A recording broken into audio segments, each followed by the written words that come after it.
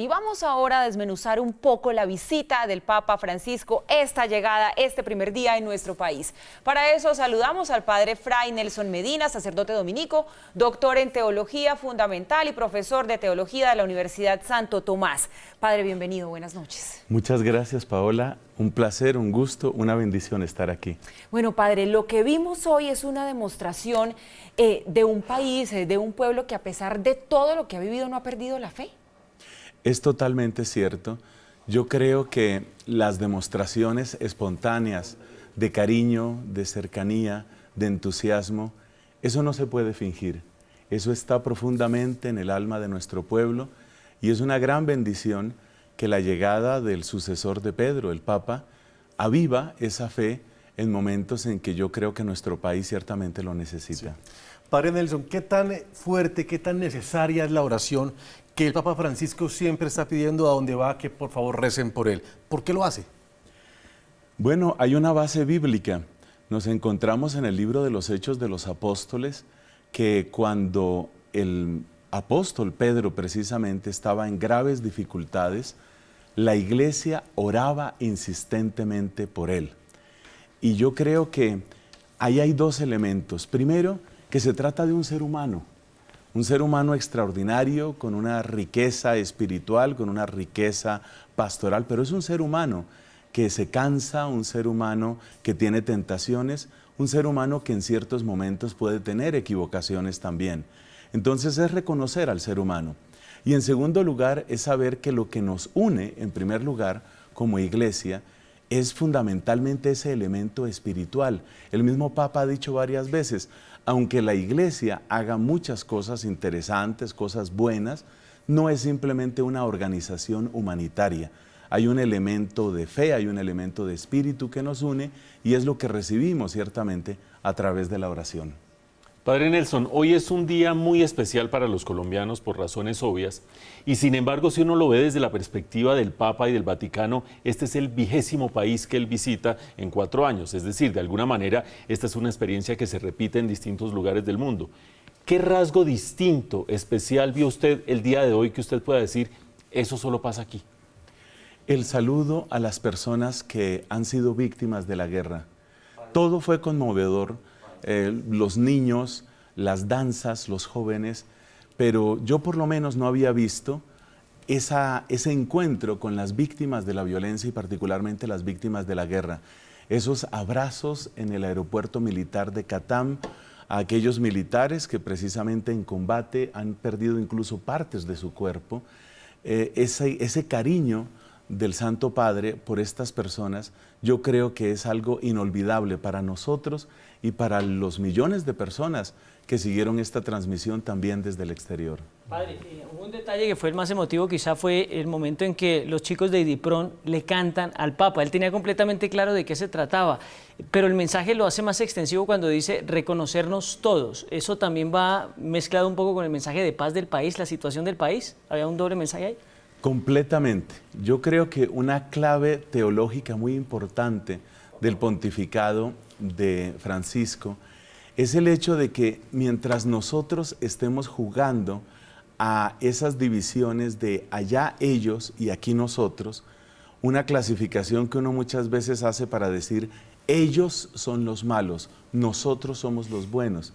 Entonces el encuentro con estos habitantes de la calle, el cariño, la manera de acoger a estos habitantes es una manera de empezar a romper esos esquemas mentales.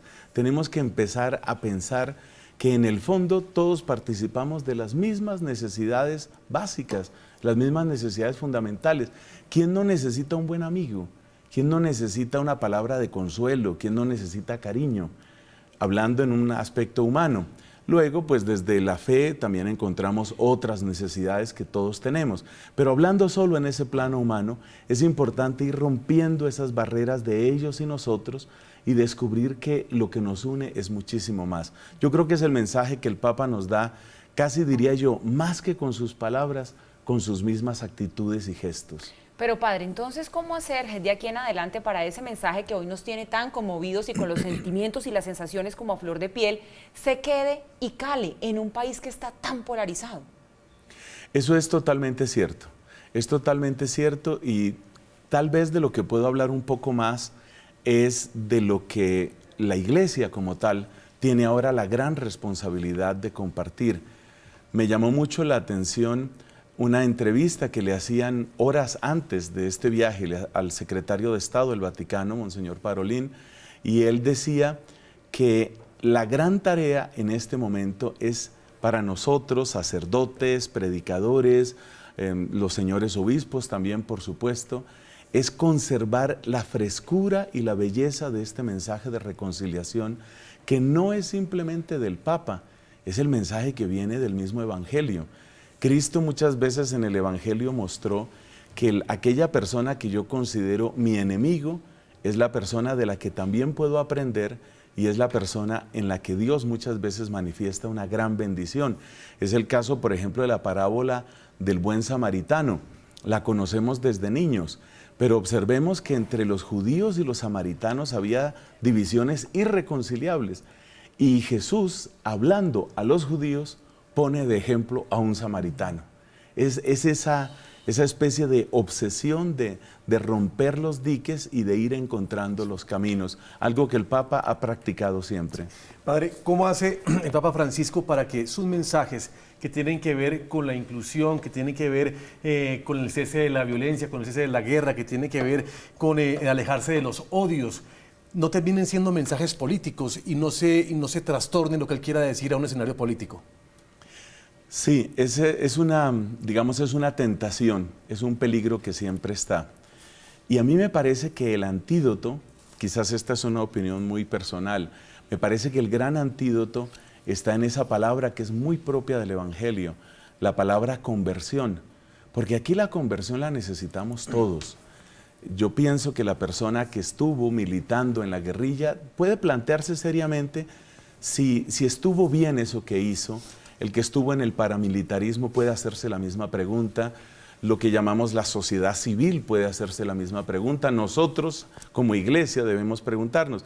Yo creo que si cada uno empieza a preguntarse qué le faltó hacer, pues nos vamos situando no en un ámbito partidista de ver qué puedo yo aprovechar, por ejemplo, de esta visita, sino en un ámbito de construcción de país y en un ámbito de mirar hacia el futuro con una mirada unificada. Creo yo que va por ahí.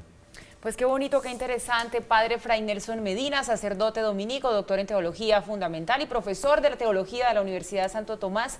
Gracias por estos minutos que hoy nos regala para, como yo lo decía, desmenuzar este primer día del Papa Francisco aquí en Colombia. Gracias a ustedes por su excelente labor de comunicación, que es un gran servicio que prestan a la sociedad y que nos hace bien a todos. Dios los bendiga. Muchas gracias y buenas noches.